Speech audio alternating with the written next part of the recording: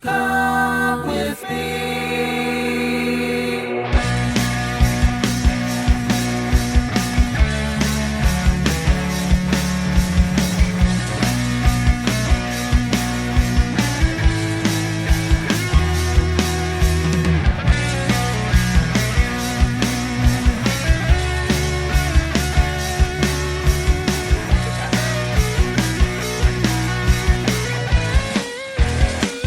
Got something to say, might show about to wait. Think something new, deep inside of you. Something on your mind, something you want to find. Another path, another light, a peace in your sight.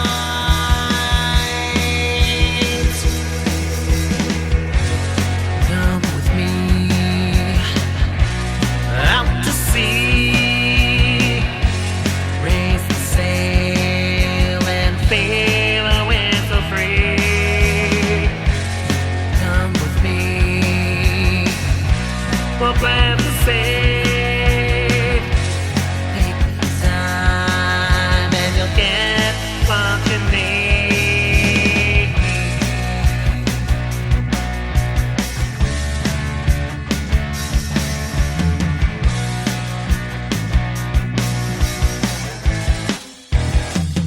Got a hungry mind. There is lots for us to find. 1,000 steps to take today. The signs point the way.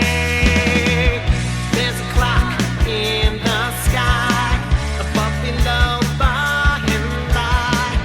Find the steps into the night. Many points of light.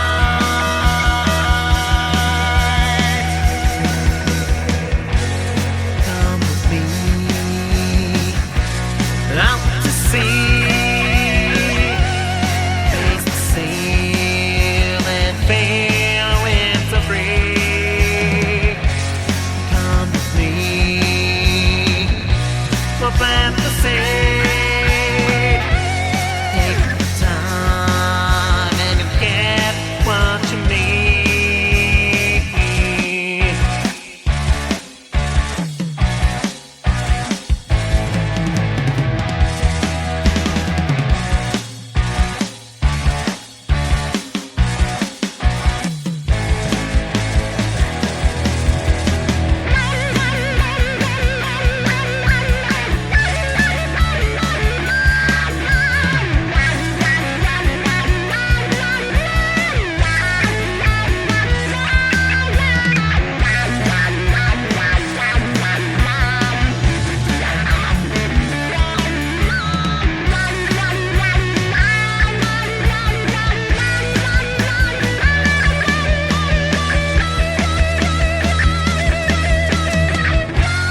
Come with me, out to sea. Raise the sail and feel a wind so free. Come with me, we'll plant the seed. Take the time and you'll get what you need. Come with me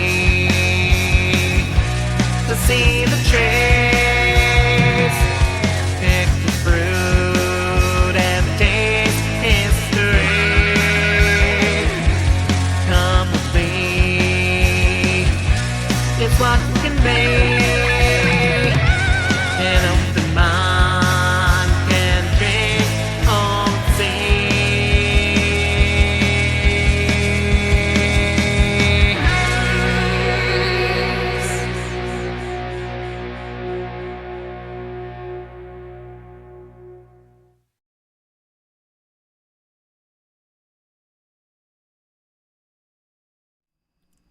You're listening to the Alchemical Tech Revolution, and I am your host, Wayne McCroy. Good evening, everyone. Tonight we're going to discuss types of dreams and their possible meanings.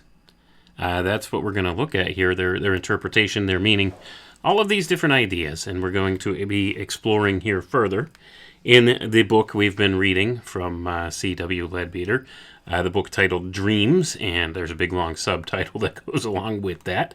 But I found this book very valuable as far as the information presented in there. And we had explored in some previous episodes here some of the nature of consciousness and dreams themselves, and how these things interrelate, and what the mechanism for sleep and dreaming is all about, according to the Theosophists and many of the other occultists here. So we're going to explore a little bit further tonight, and we're going to go through a little bit more of this book here. And I don't know, we might actually finish the whole thing up. It's only like 2 more chapters or something like that in the book. So we may be able to get through the entire thing. I'm not sure. It depends just how much I think is pertinent to the conversation here. But Mr. Leadbeater does give us some interesting ideas about dreams, types of dreams, and what some of their interpretations and meanings could be. So we're going to explore that and the nature of what these dreams really are, and how it is that these things relate to everyday life. But let's read in here. We left off last time here, and this is actually dreams. And the first type of dream that's going to be discussed here is number 1, the true vision. This, which cannot properly be classified as a dream at all, is a case where the ego either sees for himself some fact upon a higher plane of nature, or else has it impressed upon him by a more advanced entity. At any rate, he is made aware of some fact which is important for him to know, or perhaps sees some glorious and ennobling vision which encourages and strengthens him. Happy is the man to whom such a vision comes with sufficient clearness to make its way through all obstacles and fix itself firmly in his waking memory. And I'm going to pause for a moment there, folks. So, what Mr. Leadbeater's saying here, he's talking about it's a case where the ego either sees for himself. The ego, remember, this is what they refer to as like the higher self, or the embodiment of your personage, your personhood on the mental plane, or the I am, as it's referred to in various of these occult writings. The I am, this portion of you that makes up who you are. So this would be your higher self, okay, according to the Theosophists here. And as we've discussed previous, some of this stuff you have to take with a grain of salt, right? Because there's no way to really prove or disprove any of this stuff. But this is what they claim, and I think there may be some validity to some of the information they present. So that being the case, when we understand our consciousness embodies more than just this physical body here, right? It penetrates into different planes of reality, and it's in the dream state that sometimes, just sometimes, the information from those other planes may leak through to our waking memory. And that's what he's talking about here. So this first one, the true vision, this is one where there's some important piece of information conveyed to a person by either their higher self or some other outside entity upon one of these other planes. And this information is pertinent to the person's future knowledge base. And sometimes, just sometimes, they might have conscious or waking remembrance of this dream or this message that's been conveyed. And a lot of times, these messages are conveyed in very symbolic ways to people in their dreams. Excuse me. So, with that being the case, we could see by some of the dreams and stuff we have, a lot of times they don't make sense, like in the waking world, oftentimes. And some of this has to do with archetypal ideas, the symbols, the archetypal symbols involved with the dream. And sometimes we have to do a little conscious effort here of digging into the dream to try and find interpretations. And each interpretation of any type dream like that would definitely be something personal, right? And that's something that makes it very difficult to look at this kind of thing. Now, there are some certain types of dreams that are like overarching, have overarching meanings and stuff like that.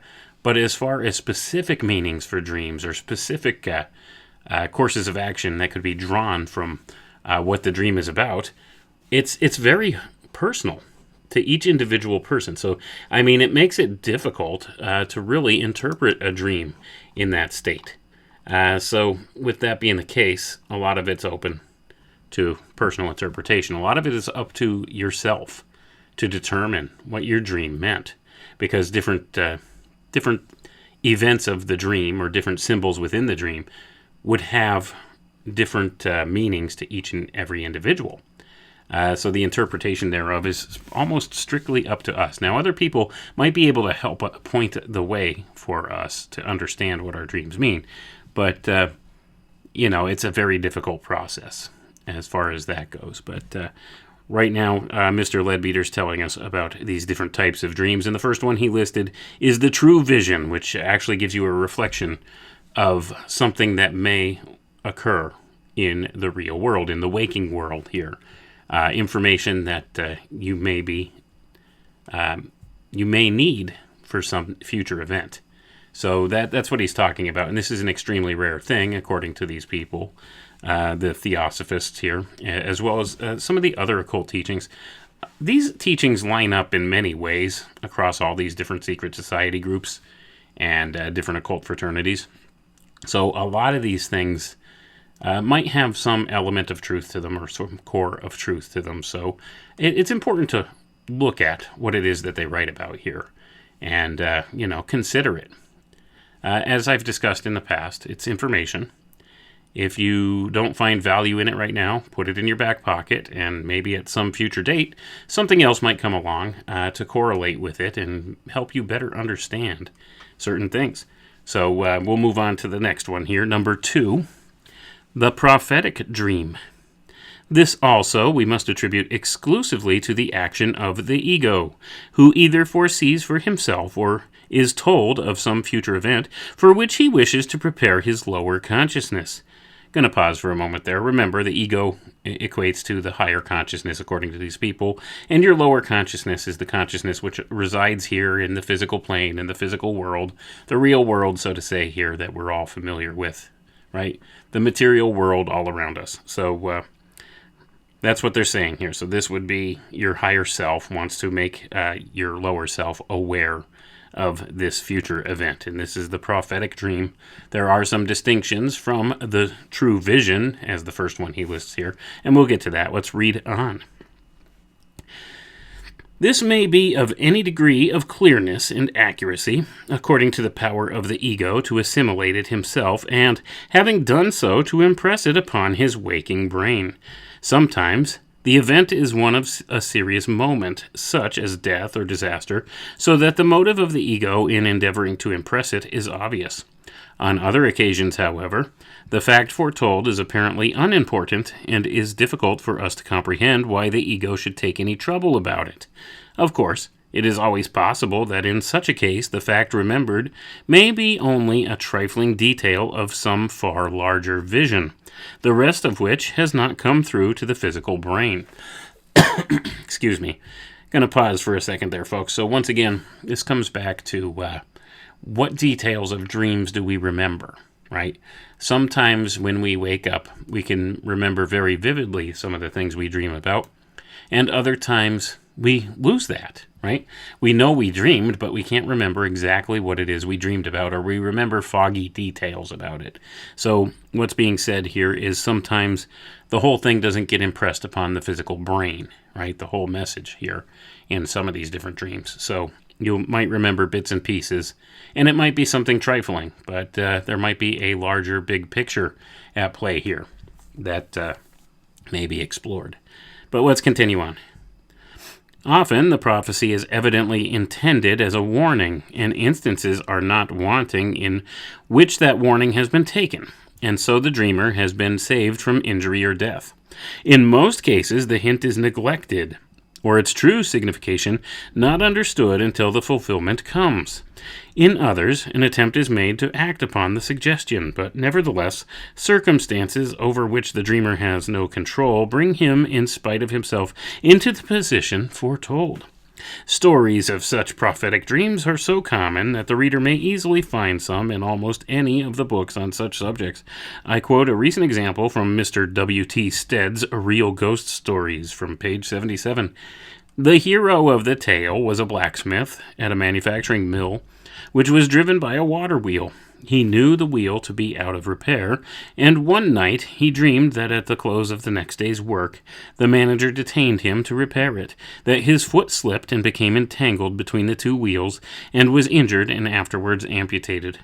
He told his wife the dream in the morning, and made up his mind to be out of the way that evening if he was wanted to repair the wheel. Excuse me. During the day, the manager announced that the wheel must be repaired when the work people left that evening, but the blacksmith determined to make himself scarce before the hour arrived. He fled to a wood in the vicinity and thought to hide himself there in its recesses. He came to a spot where lay some timber which belonged to the mill, and detected a lad stealing some pieces of wood from the heap. On this, he pursued him in order to rescue the stolen property, and became so excited that he forgot all about his resolution, and ere he was aware of it, found himself back at the mill, just as the workmen were being dismissed. He could not escape notice, and as he was principal smith, he had to go upon the wheel, but he resolved to be unusually careful. In spite of all his care, however, his foot slipped and got entangled between the two wheels just as he had dreamed. It was crushed so badly that he had to be carried to the Bradford Infirmary, where the leg was amputated above the knee, so the prophetic dream was fulfilled throughout. And I'm going to pause for a second there. So this is an example of a prophetic dream, and many times prophetic dreams are usually given or experienced as a warning about some future event, right? So that we don't fall into that kind of folly. And who knows for sure whether or not this is really a true warning per se. With a lot of these things, sometimes we can be overly cautious about things, especially depending upon the degree to which you trust that your dreams may be harboring some type of information that's useful in the real material world here. So some people are more cautious with these things and others maybe not so much. Some people think, okay, it was just a silly dream, right?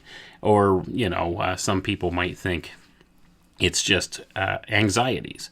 Like each person has their particular anxieties about certain things, and therefore they will dream about something like that. And it's not to be taken seriously, but there are those, especially within some of these secret society groups and occult fraternities, that seem to think that there's more meaning to dreams than just your standard dismissal that we usually give them. So I think it's important to pay attention to some of these distinctions. But there's vague differences between what Mr. Leadbeater calls the true vision and the prophetic dream here. The true vision usually is about something much grander than just a particular danger like this. So that being the case, that would be wherein the distinction lies, and it would usually be something that would affect more than just the dreamer themselves, right? So that's essentially what the major distinction would be between those. But the next one gets a little more interesting, because as we step down through these different dream types, you'll see some of them are more common. I think he did them in order of the least common to the most common types. So let's continue on. Number 3. The symbolic dream. This, too, is the work of the ego, and indeed it might almost be defined as a less successful variant of the preceding class, for it is, after all, an imperfectly translated effort on his part to convey information as to the future. A good example of this kind of dream was described by Sir Noel Paton in a letter to Mrs. Crowe, published by the latter in The Night Side of Nature, page 54. The artist writes, quote, "That dream of my mother's was as follows. She stood in a long, dark, empty gallery. On one side was my father, on the other side my eldest sister, then myself, and the rest of the family according to their ages. We all stood silent and motionless. At last it entered, the unimagined something that, casting its grim shadow before, had enveloped all the trivialities of the preceding dream in the stifling atmosphere of terror. It entered stealthily, descending the 3 steps that led from the entrance down into the chamber of horror, and my mother felt that it was death. He carried on his shoulder a heavy axe and had come, she thought, to destroy all her little ones at one fell swoop. On the entrance of the shape, my sister Alexis leapt out of the rank, interposing herself between him and my mother. He raised his axe and aimed a blow at my sister Catherine, a blow which, to her horror, my mother could not intercept, though she had snatched up a three-legged stool for that purpose. She could not, she felt, fling the stool at the figure without destroying Alexis, who kept shooting out and in between her and the ghastly thing. Down came the axe, and poor Catherine fell. Again the axe was lifted by the inexorable shape over the head of my brother, who stood next in the line, but now Alexis had disappeared somewhere behind the ghastly visitant, and with a scream my mother flung the stool at his head. He vanished, and she awoke. 3 months had elapsed, when we children were all of us seized with scarlet fever. My sister Catherine died almost immediately, sacrificed, as my mother in her misery thought, to her, my mother's over-anxiety for Alexis, whose danger seemed more imminent. The dream prophecy was in part fulfilled. I also was at death's door, given up by the doctors, but not by my mother. She was confident of my recovery. But for my brother, who was scarcely considered in danger at all, but over whose head she had seen the visionary axe impending, her fears were great, for she could not recollect whether the blow had or had not descended when the spectre vanished. My brother recovered, but relapsed and barely escaped with life, but Alexis did not. For a year and 10 months the poor child lingered, and I held her little hand as she died. Thus the dream was fulfilled. It is very curious to notice here how accurately the details of the symbolism work themselves out, even to the supposed sacrifice of Catherine for the sake of Alexis, and the difference in the manner of their deaths. Excuse me. So I'm going to pause there, folks. So, the symbolic dream, right? We've all had very symbolic dreams, and they're not always something as, maybe, I don't know, as dark as that particular one that was just described there. But oftentimes, we have an inkling as to what the symbolism's about in various ways in our waking lives when we actually remember the dream. And sometimes the details become fuzzy, much like was described in that particular case, right? So we don't know what the eventual outcome is, but sometimes we take those matters to heart and we carry those dreams with us. And we may not understand, the full capacity of what it's expressing to us, but the symbolism itself is entrenched in a very deep archetypal place. So when we see certain symbols, and particularly like as that was just discussed in that last case, the death archetype was definitely there, and this was something that frightened the author or whoever wrote that passage there, their mother. It was their mother that had that prophetic vision, that symbolic dream, so to say. And, she took it seriously and was frightened by it, but didn't remember all the details as to what exactly happened. So, with that being the case, she acted accordingly on a conscious level, thinking that perhaps there was something to this. And many different cultures have different thoughts on dreams. The dream state is really a very mysterious type of state to be in. It's a state of consciousness that is kind of mysterious for us. And it's an altered state of consciousness. And that being the case, it's hard to express the experiences we have in that state. And it's hard sometimes when we're in that little twilight region there between sleep and awakeness, where reality becomes a little distorted for us at times. Right? Have you ever been, in the middle of a dream or something, and you're kind of waking up from the dream, but you're still half in that sleep state, and you have that experience where it's very hard to distinguish, hey, that split second time, what's real and what's just the dream, right? And many of us have had some of these dreams that were so realistic that it's hard to differentiate at times between the sleep state and that dream state and reality here. So with that being the case, a lot of times these symbolic type dreams might take on a life of their own in various ways. And often we don't recognize the symbolism right off the bat until, as the author here said, until later on in the real world when something occurs, and then after the fact, we might realize, hey, that's probably what that dream was referring to or what that dream was about. But anyway, let's continue on down the list here. Number 4, the vivid and connected dream. This is sometimes a remembrance, more or less accurate, of a real astral experience which has occurred to the ego while wandering away from his sleeping physical body. More frequently, perhaps, it is the dramatization by that ego, either of the impression produced by some trifling physical sound or touch, or of some causal idea which happens to strike him. Examples of this latter kind have already been given, and there are many to be found of the former also.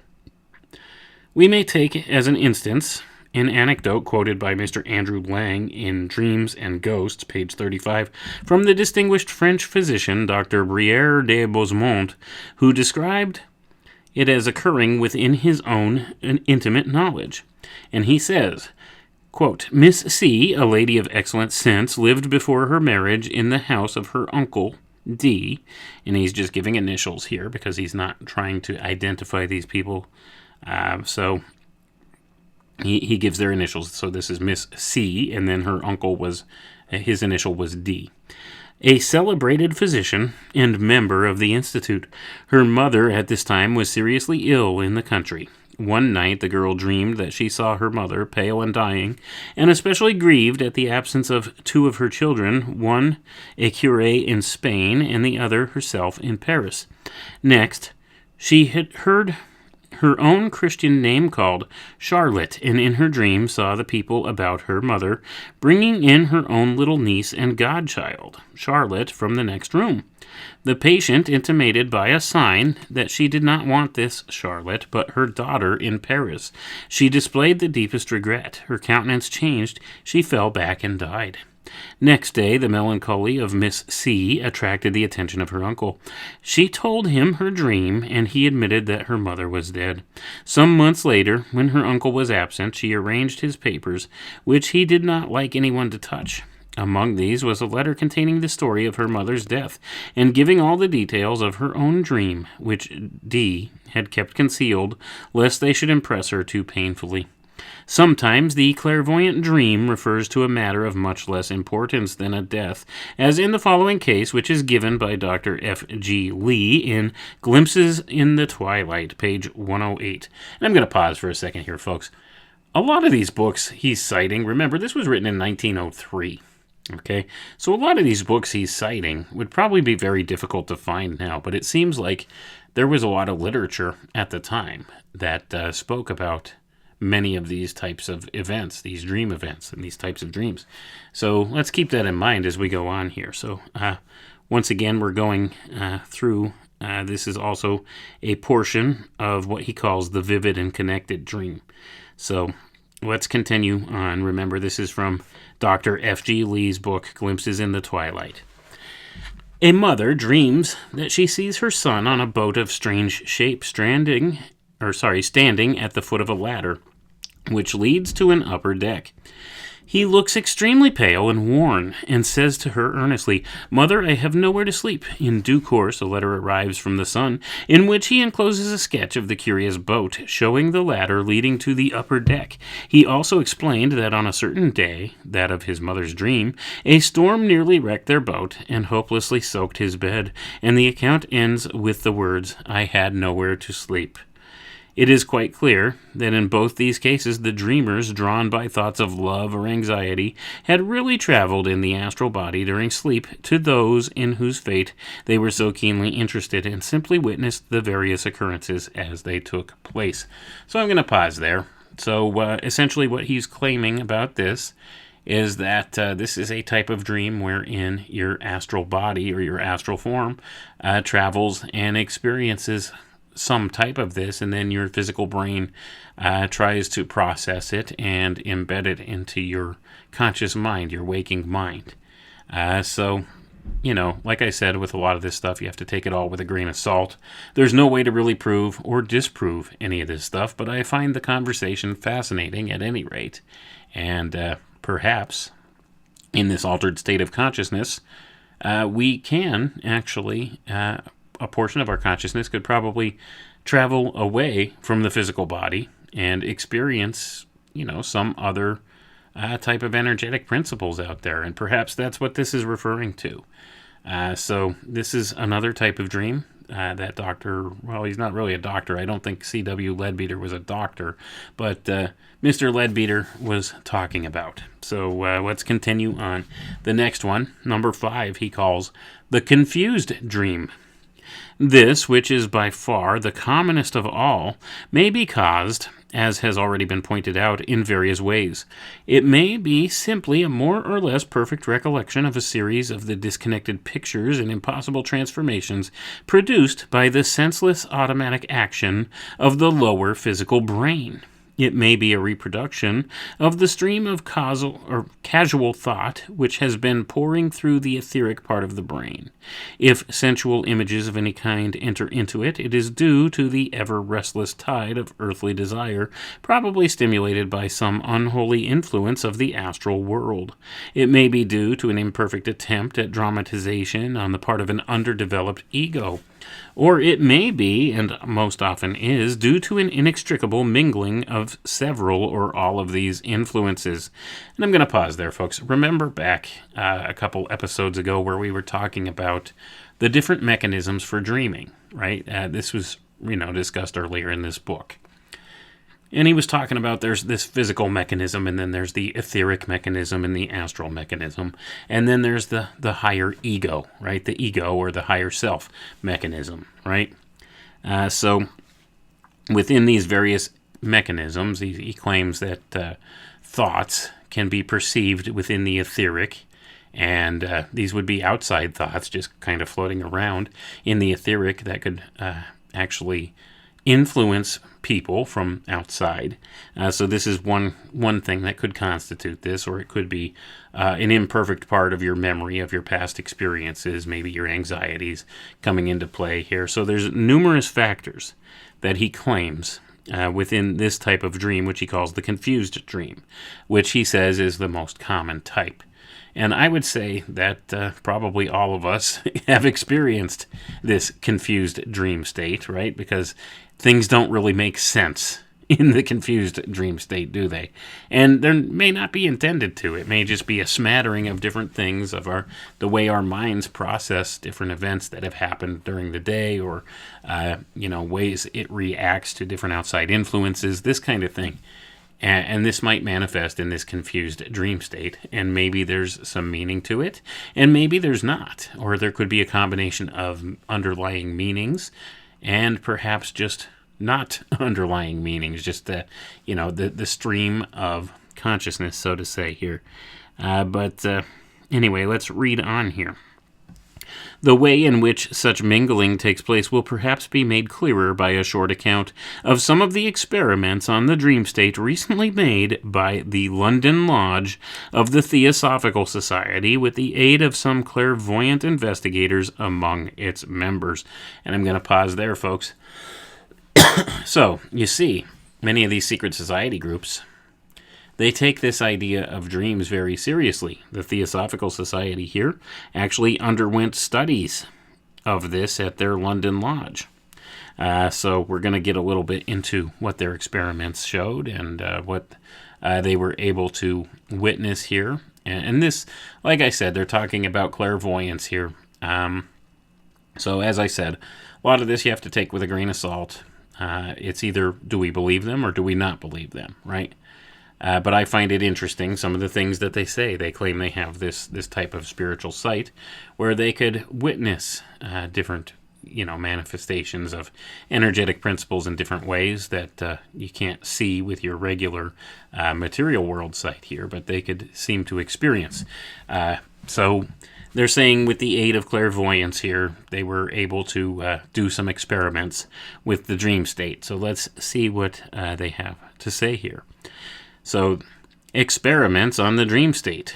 The object specially in view in the investigation, part of which I am about to describe, was to discover whether it was possible to impress the ego of an ordinary person during sleep sufficiently to enable him to recollect the circumstance when he awoke. And it was also desired, as far as possible, to find out what are the obstacles that usually stand in the way of such recollection.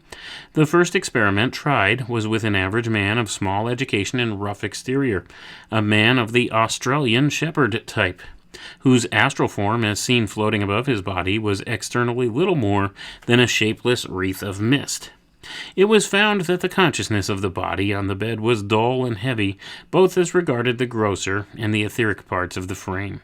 The former responded to some extent to external stimuli. For example, the sprinkling of 2 or 3 drops of water on the face called up in the brain, though somewhat tardily, a picture of a heavy shower of rain, while the etheric part of the brain was as usual a passive channel for an endless stream of disconnected thoughts, though it rarely responded to any of the vibrations they produced. And even when it did, it seemed somewhat sluggish in its action. The ego, floating above, was an undeveloped and semi-unconscious condition, but the astral envelope, though shapeless and ill-defined, showed considerable activity. The floating astral can at any time be acted upon with an ease that can scarcely be imagined by the conscious thought of another person, and in this case the experiment was made of withdrawing it to some little distance from the physical body on the bed, with the result, however, that as soon as it was more than a few yards away, considerable uneasiness was manifested in both the vehicles, and it became necessary to desist from the attempt, as evidently any further withdrawal would have caused the man to awake, probably in a state of great terror. And I'm going to pause there, folks. Remember, they're claiming that this is what they could witness with their clairvoyant sight, that this is what they could see going on with these various vehicles, as they call them, these various bodies, the physical body, the astral body, the etheric body, these different forms that they claim that with this special clairvoyant sight you could see. And, you know, some people may have experienced or have claimed the ability to see auras, and this would be maybe a type of manifestation of the same type thing. But they're claiming they did actual documented studies on this. That's how important this dream state is to many of these people. And I always caution people. I like to say, whether you believe any of this stuff or not is irrelevant, right?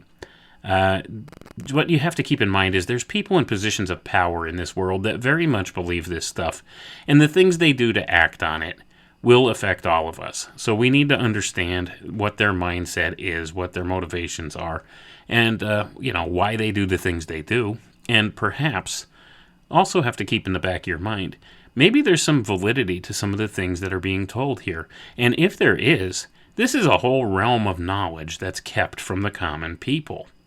So, if that's the case, if these people actually are privy to some type of information that we are not, does that not give them an advantage over us? Or a type of power over us?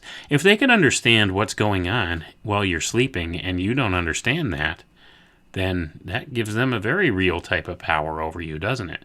If they understand something, some kind of a concept about the dream state that you don't, and they could tap into that, and we can't, that gives them a severe advantage. And that's why people like this take this stuff seriously and have studied it. So, with that being the case, it's important to look at these things. So, let's read on here.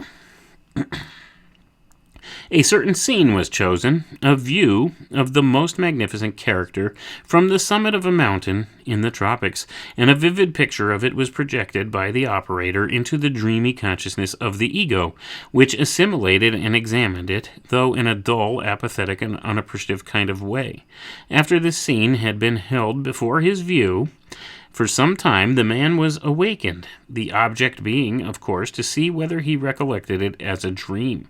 Gonna pause for a moment there, folks. So also what they're implying here is that not only can they maybe be able to witness some of this activity on these other planes, but they can influence a person's dream in certain ways if they have these types of abilities.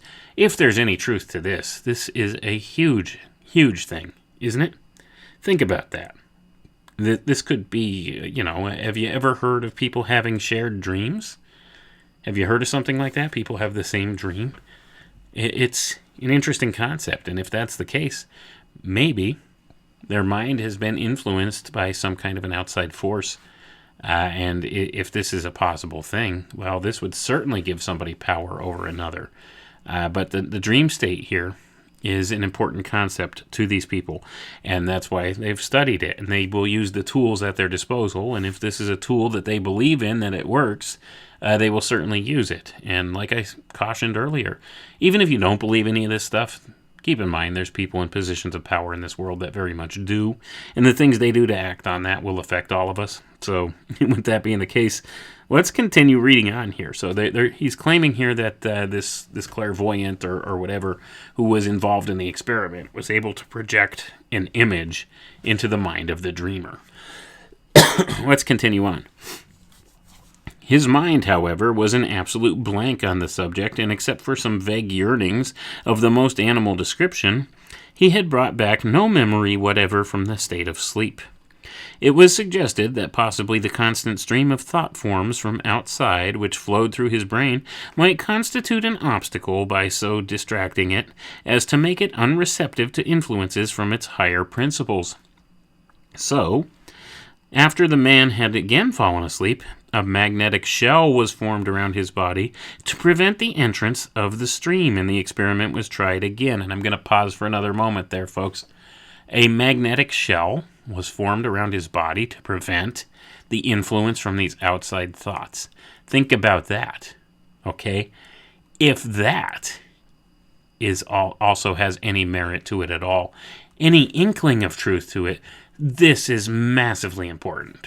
Magnetic fields and the idea that thoughts can, outside thoughts from other people can affect you in the etheric, but a magnetic field can stop that. Think about that. This is hugely important. What are they doing with all these magnetic field frequencies and stuff around us with the cell towers and everything? How does this affect the dream state? How does this affect the consciousness? How does this affect the flow of these thoughts in the etheric, if there's any kernel of truth to that? Think about that. I mean, this is all just food for thought. Like I said, whether or not you believe any of this stuff is irrelevant. There's people in positions of power who very much do believe it and act on it. So with that being the case, this is the vantage point they're coming from. And this is coming from C.W. Leadbeater, who was a guy who was heavily in the know within the Theosophical Society back in those days. He was in influential circles, let's put it that way. He was well regarded by many occultists at the time and was, a very influential person and had a lot of connections in the positions of power in the world. So when they're looking at this stuff and studying this stuff and taking it this seriously, and a lot of it might sound nonsensical to, the modern mind, the things we're talking about here and the things he's saying, but if you even consider for a second that any of this could be true, this is a huge disconnect between people in power and the rest of the public who has, been taught through time that this stuff was nonsensical or evil or there's nothing to it. So anyway, at that point, what we have to realize is if there's any kernel of truth to it, then this really creates a disparity in power. And these people may use or leverage this type of information as power against us. Excuse me. But anyway, let's read on here again. So I'm going to repeat that last part. So it says here, it was suggested that possibly the constant stream of thought forms from outside which flowed through his brain might constitute an obstacle by so distracting it as to make it unreceptive to influences from higher principles. So after the man had fallen asleep again, a magnetic shell was formed around his body to prevent the entrance of the stream, and the experiment was tried again. When this deprived of its ordinary pabulum, his brain began very slowly and dreamily to evolve out of itself scenes of the man's past life. But when he was again aroused, the result was precisely the same. His memory was absolutely blank as to the scene put before him, though he had some vague idea of having dreamed of some event in his past. This subject was then for the time resigned as hopeless, it being fairly evident that his ego was too little developed and his karmic principle too strong to give any reasonable probability of success. Gonna pause there. So, at any rate, so they're claiming that this guy that they experimented upon, apparently the clairvoyant was able to see into his mind and see what he was dreaming, or was able to implant these images in his mind. This is what they claim. But he had no recollection of them when he woke up. So, at any rate, so they said they had no probability of success with this guy. So let's see what they say here next. Another effort made with the same man at a later period was not quite so utter a failure. The scene put before him, in this case being a very exciting incident from the battlefield, which was chosen as being probably more likely to appeal to his type of mind than the landscape. This picture was undoubtedly received by this undeveloped ego with more interest than the other, but still, when the man was awakened, the memory was gone, all that remained being an indistinct idea that he had been fighting, but where or why he had quite forgotten. The next subject taken was a person of much higher type, a man of good moral life, educated and intellectual, with broad philanthropic ideas and exalted ambitions. In his case, the denser body responded instantaneously to the water test by a very respectable picture of a tremendous thunderstorm, and that in turn, reacting on the etheric part of the brain, called up by association a whole series of vividly represented scenes. When this disturbance was over, the usual stream of thoughts began to flow through, but it was observable that a far greater proportion of them awoke a response in this brain. Also, that the responsive vibrations were much stronger, and that in each case a train of associations was started, which sometimes excluded the stream from outside for quite a considerable time. And I'm going to pause for a moment there, folks.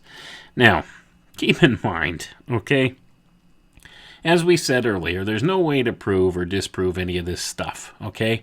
And apparently, they claim that these clairvoyants can see all of this stuff happening in the mind vehicles of these various planes that they're able to see with their clairvoyant sight. So this is what they say. They could see what's going on. They could maybe see what this man is dreaming, or maybe project that dream into the man's head, project these images. And then when he awakes, well, he may or may not recollect any of that. But this is what they're claiming with this experiment. They have the ability to observe what he's dreaming while he's dreaming, but then upon the waking state, they could test and see what does he recall. And, they base this a lot upon what they call either an unawakened ego or, a more developed ego. And this is how they talk about it. And this, once again, correlates to the higher self, so to say, in many of their teachings. So this holds true through much of occult philosophy from different groups. These same type of ideas or principles, they may call them slightly different things, okay? But it's all the same type of framework with it. And I do find the idea of altered states of consciousness in the dream state a fascinating subject. So if they truly do have this ability to observe these things and influence these things, this could be hugely important, okay? And if this is true, or any portion of it's true, and they've hidden it from us, it really could cause an imbalance in, the power situation here between the controlled and the controllers. So, with that being the case, maybe they know something we don't, right? Or maybe this is all nonsensical. I don't know. I don't know the truth, but I do find much of what they say here compelling, and I find it hard to believe that they would spend this much time and effort looking at this stuff if there was nothing of value to be garnered from it. So I think there are some key kernels of truth and some value to be found in all of this stuff. And that's why I like to go through these things and read through some of these older texts, because much of this information is lost to the modern world or to the modern mind.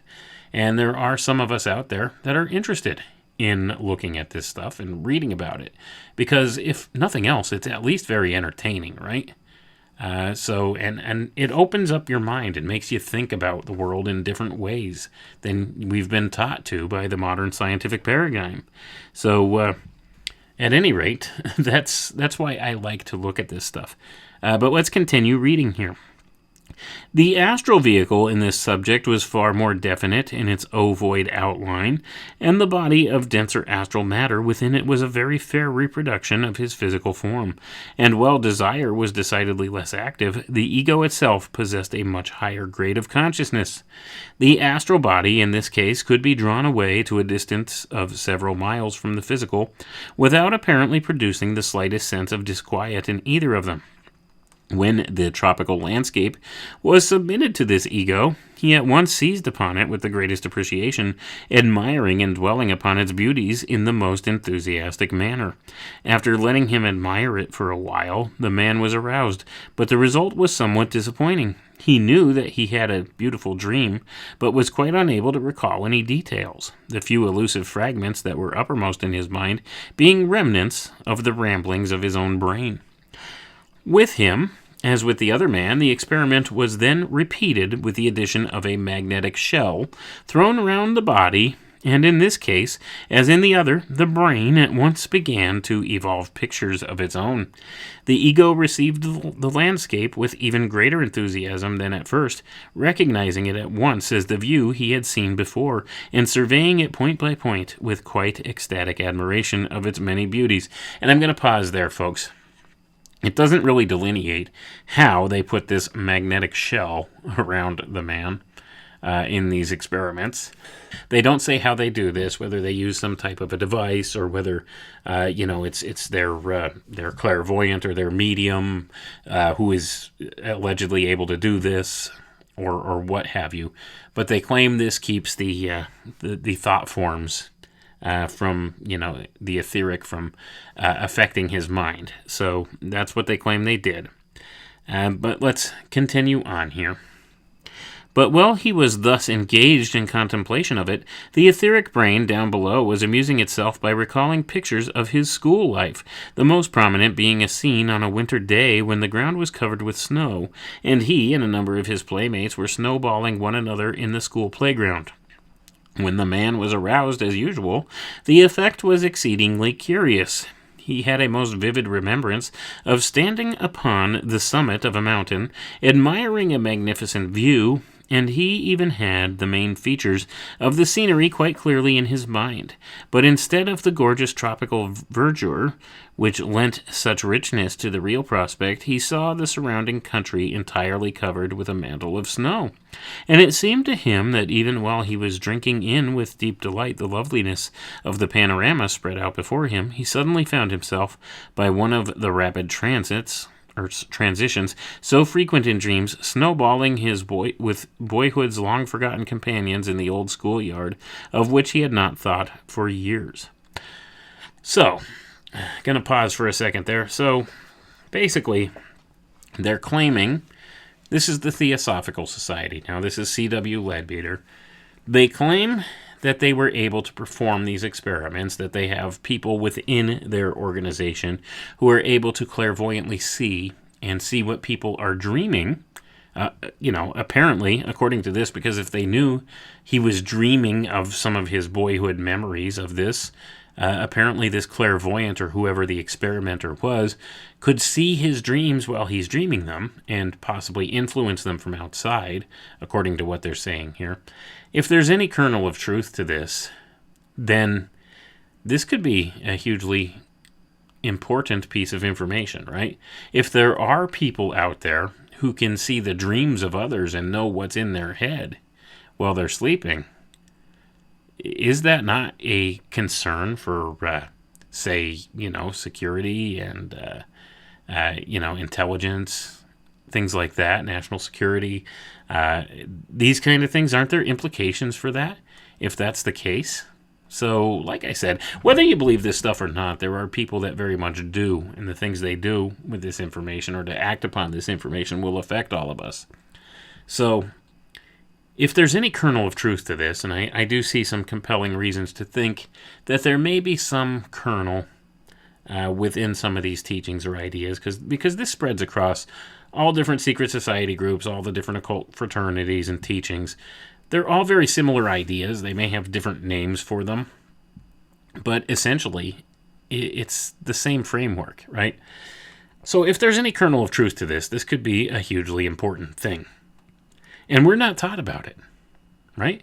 And that's the important thing. So there's this disparity, this power disparity between those people who know, at the topmost levels of these different occult groups, and those of us who are the rest of society who have been indoctrinated in ways through modern thought and science to think differently than what's laid down here. But anyway, let's go ahead. We might as well finish this up because this is the last chapter of the book, and it says conclusion. So let's see what conclusions C.W. Leadbeater came to about this and what the Theosophical Society has to say about the importance of dreams and many of these ideas, the mechanism of dreaming, as we described in the earlier episodes talking about this in this book, and what's all involved here.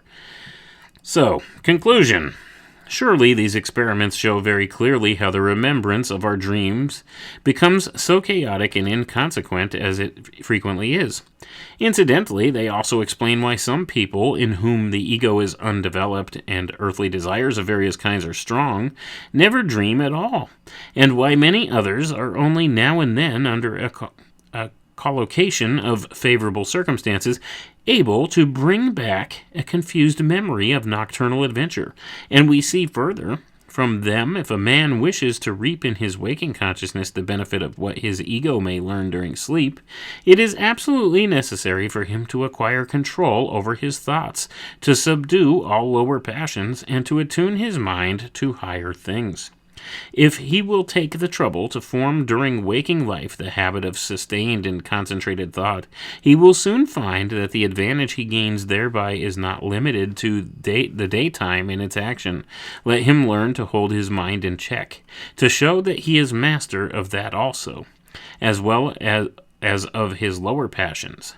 Let him patiently labor to acquire absolute control of his thoughts, so that he will always know exactly what he is thinking about and why, and he will find that his brain, thus trained to listen only to the promptings of the ego, will remain quiescent, sorry, I pronounced that wrong, quiescent, when not in use, and will decline to receive and respond to casual currents from the surrounding ocean of thought, so that he will no longer be impervious to influences from the less material planes, where insight is keener and judgment truer than they can ever be down here. The performance of a very elementary act of magic may be of assistance to some people in this training of the etheric part of the brain. The pictures which it evolves for itself, when the thought stream from outside is shut off, are certainly less likely altogether to prevent the recollection of the ego's experiences than is the tumultuous rush of that thought stream itself. So the exclusion of this turbid current, which contains so much more evil than good, is of itself no inconsiderable step towards the desired end, and that much may be accomplished without serious difficulty. Let a man, when he lies down to sleep, think of the aura which surrounds him. Let him will strongly that the outer surface of that aura shall become a shell to protect him from the impingement of influences from without, and the auric matter will obey his thought. A shell will really be formed around him, and the thought stream will be excluded. So I'm going to pause there, folks. So I think this gives an answer as to what they were talking about when they said the magnetic shell in the experiments he was referring to here. So this is something that allegedly you can turn on and off yourself just by being aware of it and being cognizant of it and intending for it to be there. And this will leave outside influencing thought forms out of your mind while you sleep. That's what he's claiming here. Now remember, like I said, a lot of this stuff you have to take with a grain of salt. Maybe there's some truth there, maybe not, right? But what do we know about magnetic influence, and perhaps they're talking about this magnetic shell in a different type of a way than what we're accustomed to in our modern scientific parlance. So this is something that could be equated back to maybe the idea of animal magnetism as put forth by Mesmer. And I do think, in hindsight now, thinking back on that, that's what he's talking about here, right? Mesmer talked about this, about the animal magnetism and the influence of magnetism. And all these things, I think, are part and parcel of the same thing. Like the magnetic force itself, I think, has a very type of misunderstood precept to it that many of the occult philosophies acknowledge. And perhaps the whole thing's misdescribed to us, but this is all about manifestation, right? It's the dielectric and the magnetic working together in this combined electrical current that really manifests and drives manifestation here in the physical world. And it's the connecting influence between these various layers here. Things like from the physical plane here, the material world, to the etheric, to the astral, etc., etc. There's one force that really runs this whole show, and that would be this, electric or electromagnetic force, as we often refer to it. But it's actually a manifestation of dielectric force. Magnetism and electricity are just two manifestations of the same thing. So this is something that I think the old occultists had a better understanding of than what we do now. So, is this the force they're talking about within many of these secret society groups? Most likely, right? And it's, our modern scientific way of thinking about it is different than how it was viewed back in occult philosophy. But I think it's part and parcel of the same thing. And it's all just a variation of degrees here with that kind of thing. But at any rate, not to get too much on a side tangent there, but that is probably what Mr. Leadbeater was referring to here when he was talking about these experiments that the Theosophical Society did, wherein they were able to manifest this magnetic shell around this person to keep out the outside influences of outside thought forms from manifesting in the dream state there. But let's continue on. Another point very strongly brought out in our further investigations is the immense importance of the last thought in a man's mind as he sinks to sleep. This is a consideration which never occurs to the vast majority of people at all, yet it affects them physically, mentally, and morally. We have seen how passive and how easily influenced man is during sleep. If he enters that state with his thought fixed upon high and holy things, he thereby draws round him the elementals created by like thought in others. His rest is peaceful, his mind open to impressions from above, and closed to those from below, for he has set it working in the right direction. If, on the contrary, he falls asleep with impure and earthly thoughts floating through his brain, he attracts to himself all the gross and evil creatures who come near him, while his sleep is troubled by the wild surgings of passion and desire, which render him blind to the sights, deaf to the sounds that come from higher planes. All earnest theosophists should therefore make a special point of raising their thoughts to the loftiest level of which they are capable before allowing themselves to sink into slumber. For remember, through what seem at first but the portals of dream, entrance may perchance presently be gained into those grander realms where alone true vision is possible. If one guides his soul persistently upward, its inner senses will at last begin to unfold. The light within the shrine will burn brighter and brighter until at last the full continuous consciousness comes, and then he will dream no more. To lie down to sleep will no longer mean for him to sink into oblivion, but simply to step forth radiant, rejoicing, strong, into that fuller, nobler life, where fatigue can never come, where the soul is always learning, even though all his time be spent in service. For the service is that of the great masters of wisdom, and the glorious task they set before him is to help ever to the fullest limit of his power in their never-ceasing work for the aiding and guidance of the evolution of humanity. And that's the end of the book there, folks. So you see, they take the dream state very seriously. They seem to think that it's a gateway of sorts to higher realms or other worlds. And perhaps it is. Maybe there's some core of truth to some of these ideas. And like I said, this is a book from the Theosophical Society, okay? Many of the ideas that are inherent in this cross over in many ways to some of the other occult teachings as well from these other occult organizations. They're all very similar. They describe many of the same things. They might use different words or different kind of, phrases to describe certain aspects of it, but it's all the same basic framework that they're describing here. So perhaps there's a core of truth to some of this, and maybe, just maybe, this dream state is truly important. So once again, it comes back to the idea of what do we think about? And what do we think about right before we go to sleep at night? And, what are these things that we meditate on?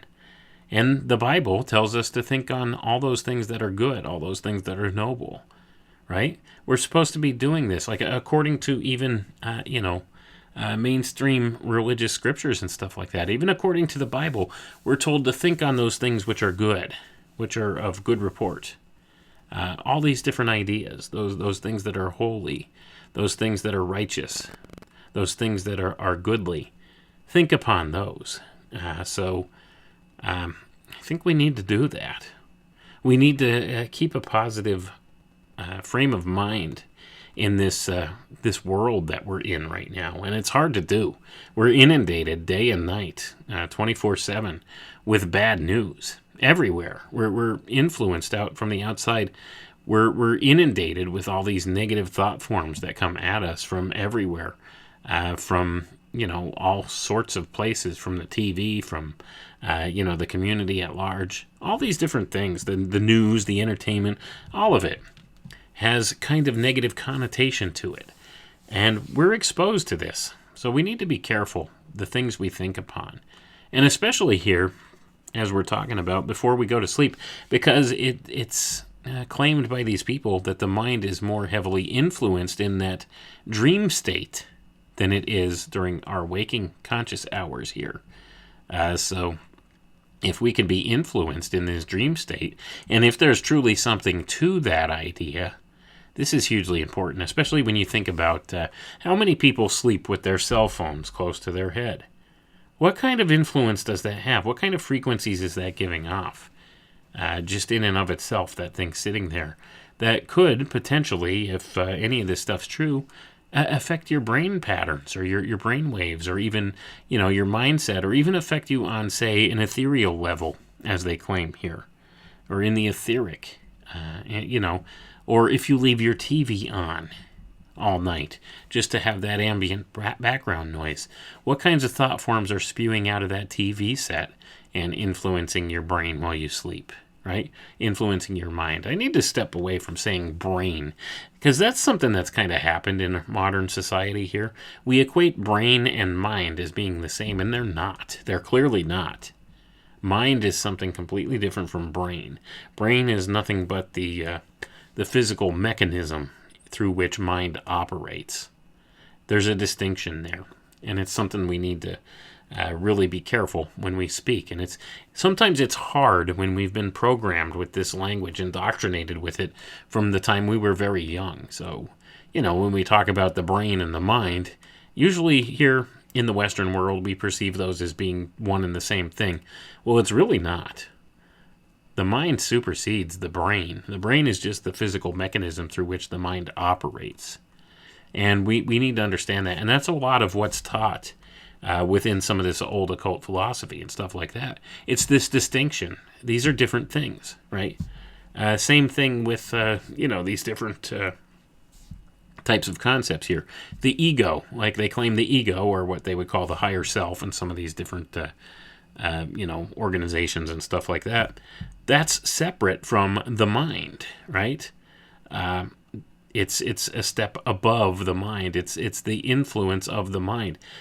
The soul, the spirit, there's distinctions there. The soul, the spirit, the body, and the mind. These are the 4 different manifestations, the 4 different realms through which we exist, and through which consciousness exists, according to many of these occult teachings. So we have our foot in all of these different worlds, and this is a huge idea. It's a highly philosophical idea, and we're taught to reject that stuff in the modern era here. But there's probably more to it than what our modern science would lead on, and that's part and parcel of part of the control mechanism here in this world. They want us bought into this whole materialist paradigm where everything is objectively measurable and quantifiable, and through their science, their scientific method. And that's not how things work all the time, is it? A lot of what we experience is subjective. It's experiential. And it doesn't have a concrete type of quantifiable measurement to it. But what they seek to do is quantify everything to make it more easy to control. And that's why, obviously the Theosophical Society, and I'm sure many of these other occult organizations, have done these experiments on these different sleep studies, on these dream studies, right? The dream state. It's an important thing. I think it could be hugely influential here.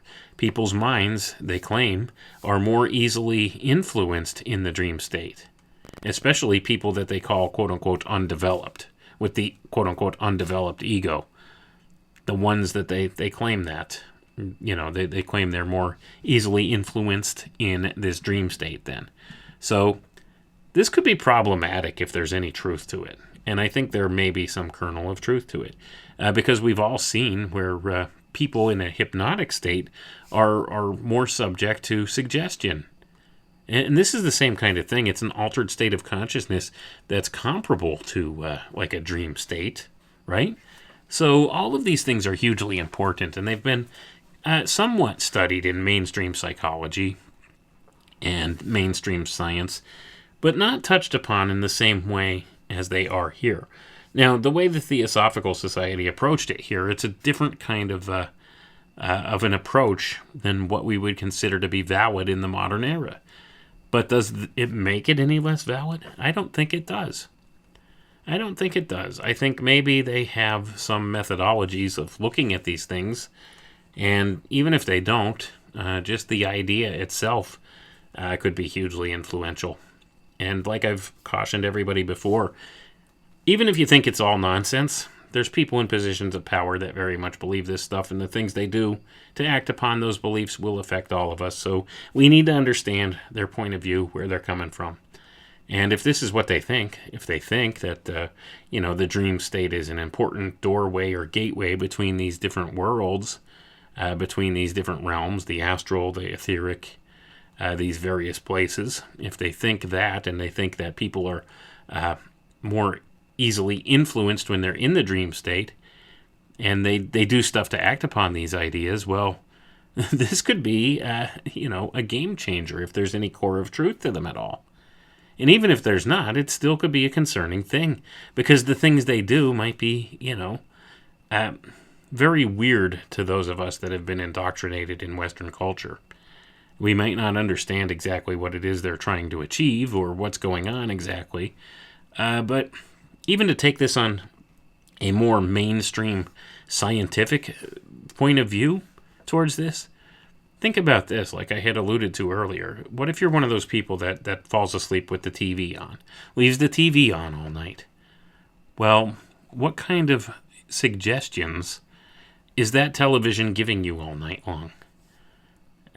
What kinds of, things are being fed into your mind all night long while that's playing, and you're asleep? You're influenced by it, but on an unconscious level, and then you don't realize what's going on there, and perhaps it could affect your mood the next day, or perhaps it could affect some course of action you take, and some kind of inexplicable thing. You don't know why. Maybe you wake up super tired or irritated or something the next day. You don't know why, but maybe this has something to do with it. And as I've alluded to earlier as well, what about all these frequencies we're constantly inundated with day and night with the electronic devices and the Wi-Fi networks and all the cell phone networks and stuff like that? What kind of an effect does that have on our minds? And we know it affects us on a conscious waking level. Now, what does it do in that dream state level? See, these are more types of things that need to be considered. And enough people don't think about this stuff. But I tend to be fascinated by these types of topics because the idea of dreams and the dream state is always something that's fascinated me. So, is this really touching upon different worlds? Or is it just a complete fabrication of your mind or your brain? What is it? And this is all part of the mystery, right? We don't really know. We can't say for sure. We can't definitively prove anything. We can't prove this one way or another, any of these types of ideas. But it's fascinating, and there is a huge body of literature about this coming from these occult organizations and these secret society groups. So I think it's important to look at and to consider perhaps what they're telling us. Perhaps there's a kernel of truth to it. And like I tell people all the time, it's information, right? Put it in your back pocket. If you don't have any use for it, just keep it in the back of your mind. Know that it's there. And perhaps one day you'll encounter something in your waking life or, in your course of study or whatever that resonates with you and really brings more depth to this information that's been presented. Or this information brings more depth to the new thing you learned. Whatever the case may be. And, perhaps there's some value to be garnered there. And I think looking at all of these older books and things like this is an important step to take because it gives us an idea as to what people were thinking, right?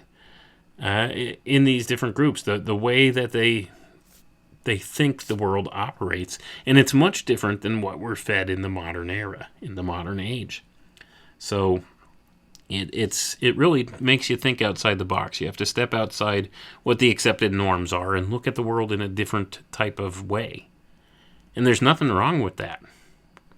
In fact, it's kind of empowering when you begin to understand, perhaps there's some kernel of truth to a lot of this stuff, and it's all about your perspective.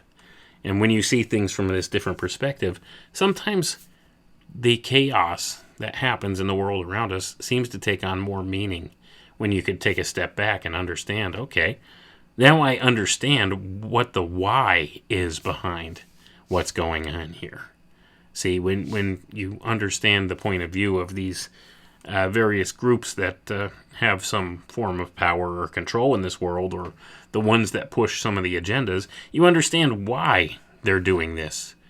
And you may also understand how to counter some of that. And a lot of that stems back to awareness and perception. And that's what we're talking about here. It's all about the doors of perception, right? It's about how we perceive the world around us. Now, if we're rigid in our thinking and we're just kind of molded and indoctrinated into this scientific viewpoint that we've been handed in the modern era, and everything has to be objective and measurable and quantifiable in this scientific method, and this is the only way we think, well, that limits us in our understanding, doesn't it? So I don't see that being the way forward. We have to be able to use different types of tools other than scientific method to maybe understand the world around us. More subjective ways of thinking, more philosophical ways of thinking, going back to the older natural sciences, the older alchemical ways, in order to have a better view of what's truly going on.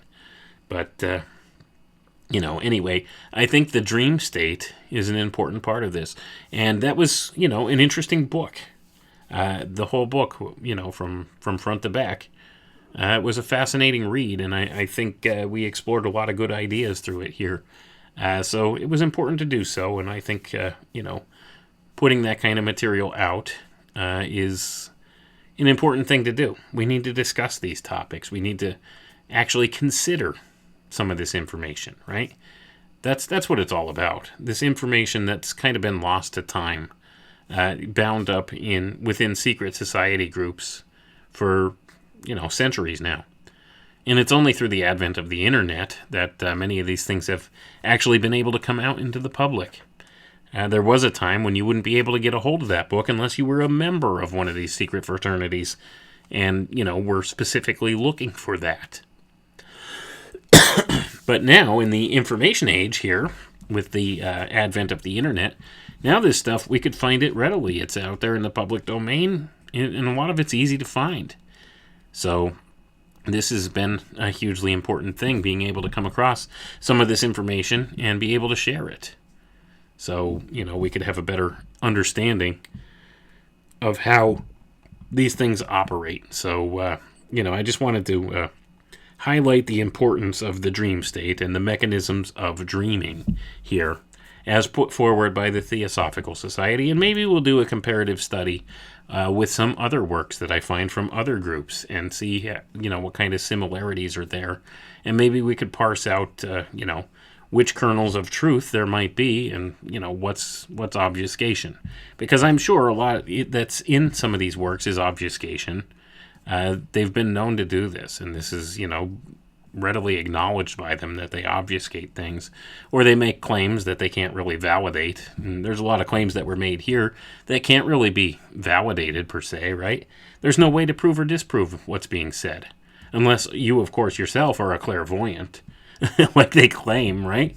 But, how many people do you know that would claim to be a clairvoyant or to be able to see the manifestations of things like these people have claimed in their experiment that they give there at the end, in their different experiments?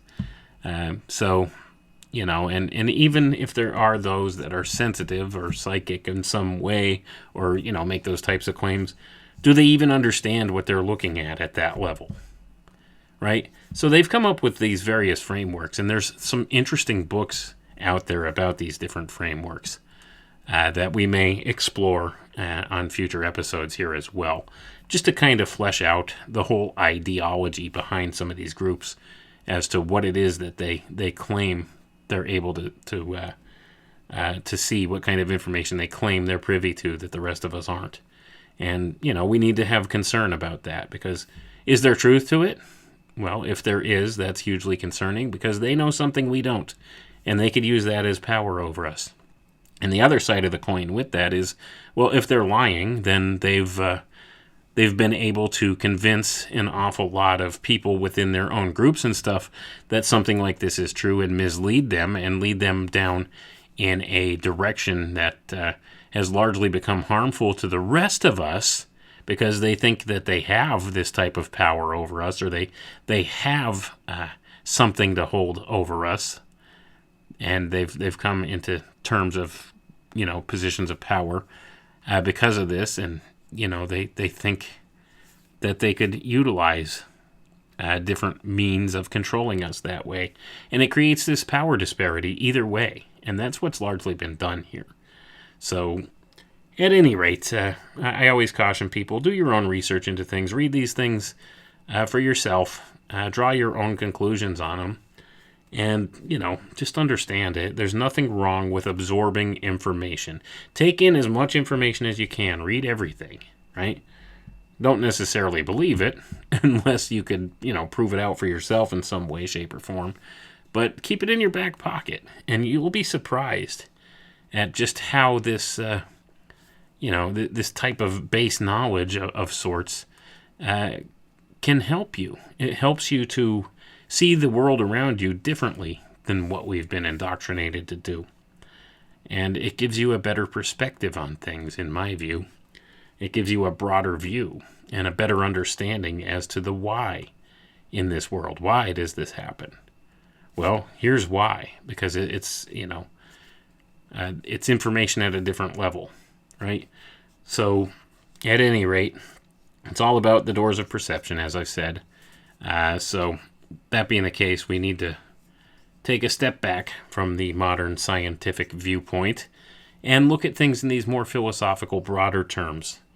And I think a lot of times it makes more sense for us when we take a step back and are able to view it from that lens. So it's helpful. It's helpful to be able to see things both ways. So that's why I like to explore these topics. And I think the idea of the dream state here has been a fascinating topic. And like I said, we'll probably look at some of these other books that relate in some way to this, to the ideas of consciousness and the dream state and the waking state, and all of these different things, thought forms, all of these different ideas that are explored through some of these writings. But anyway, that's about it for tonight. So I'm going to go ahead and sign off now, and I will post the replay of this at a later time. So thank you everyone for tuning in, and everybody have a good night now.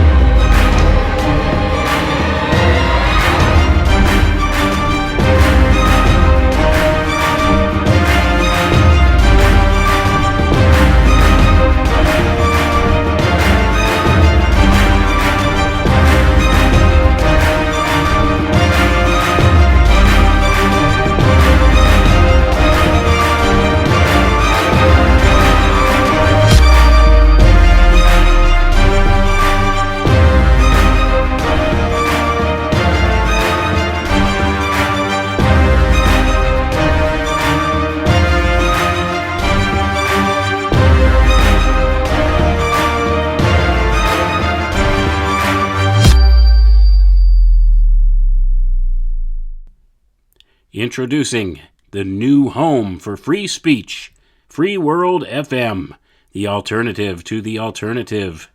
Keep on talking in the free world. That's freeworld.fm. Coming soon.